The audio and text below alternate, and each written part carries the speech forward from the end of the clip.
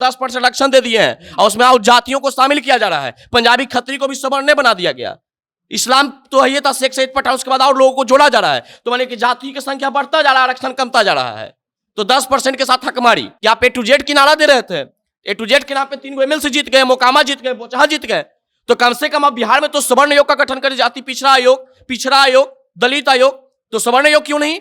दलितों के आरक्षण के साथ हकमारी करने वाले चिराग पासवान, जीतन राम मांझी, रामदास अठावले, मायावती, इन लोग से जाके आप लड़िए, जिनको आरक्षण नहीं चाहिए फिर भी आरक्षण ले रहे हैं।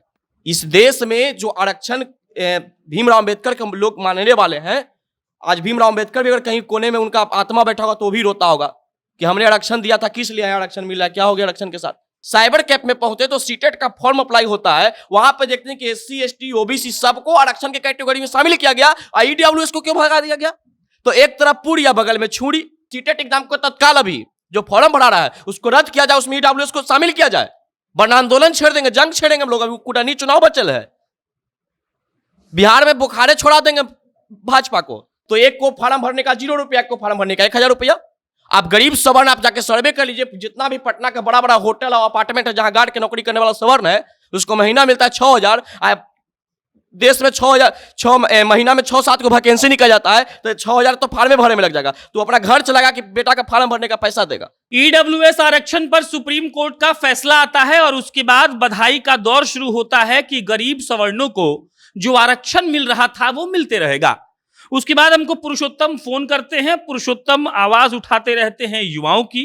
पुरुषोत्तम बोलते हैं कि देखिए ये सब माहौल बनाया जा रहा है और किसी भी पॉलिटिकल पार्टी को बधाई देने की जरूरत नहीं है, क्योंकि EWS आरक्षण को लेकर एक तरफ सुप्रीम कोर्ट ये बयान देती है, ये फैसला देती है कि वो सही है, लेकिन असलियत में क्या हो रहा है वो पुरुषोत्तम बताने के लिए आज दफ्तर में आ गए हैं। EWS आरक्षण बहुत मतलब हो हल्ला हुआ कि गरीब सवर्णों को आरक्षण मिलेगा, जो गरीब लोग है वो आगे बढ़े, नौकरी वोकरी पाए। तो आप कह रहे हैं कि ऐसा कुछ है ही नहीं। देखिए EWS आरक्षण पे भाजपा सरकार को बधाई देने से अच्छा हम सुप्रीम कोर्ट को बधाई देना चाहेंगे, क्योंकि ये जो हमको EWS आरक्षण जो मिला है हमको खैरात में नहीं मिला है। इसके लिए हमने कितना संघर्ष किया, हमारे समाज के कितना युवाओं ने जेल में गया, कितने समाज के युवाओं को यहां तक के जान भी गंवाना पड़ा, कोई आत्महत्या कर लिया।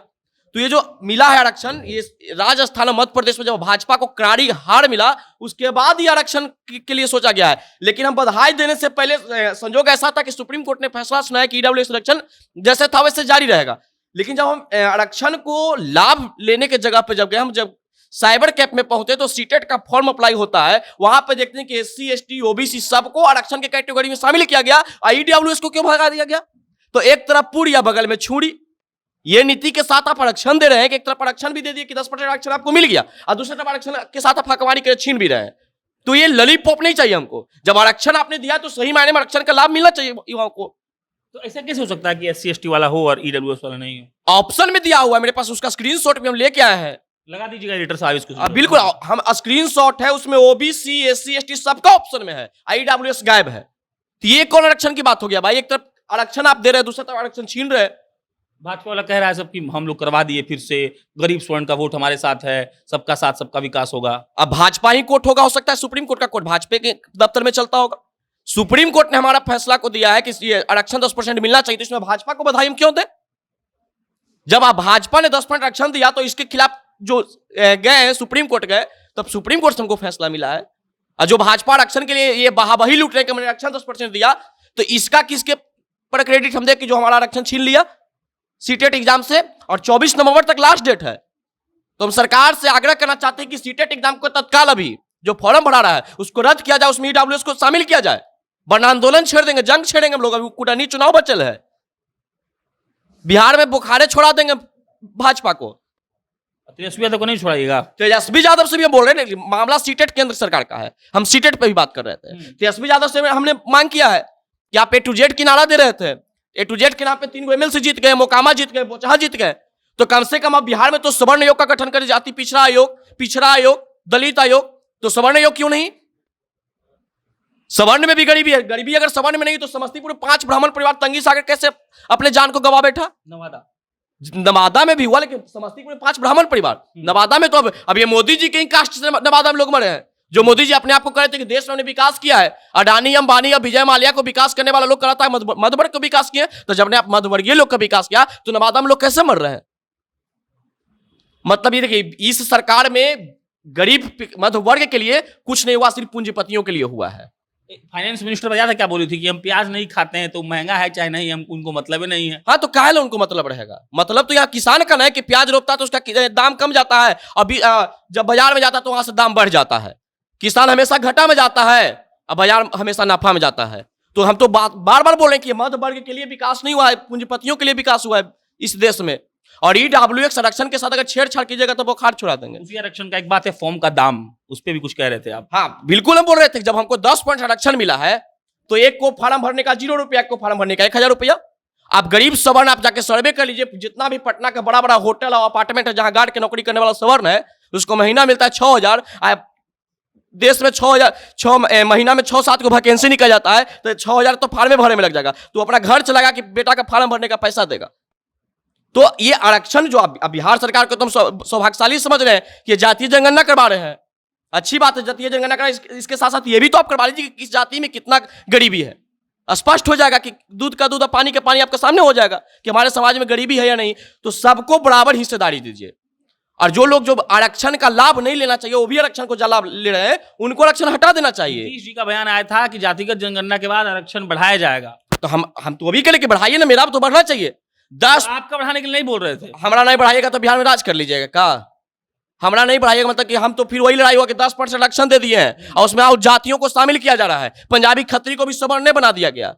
इस्लाम तो ये था शेख सैयद पठान, उसके बाद और लोगों को जोड़ा जा रहा है। तो माने कि जाति की संख्या बढ़ता जा रहा है, आरक्षण कमता जा रहा है।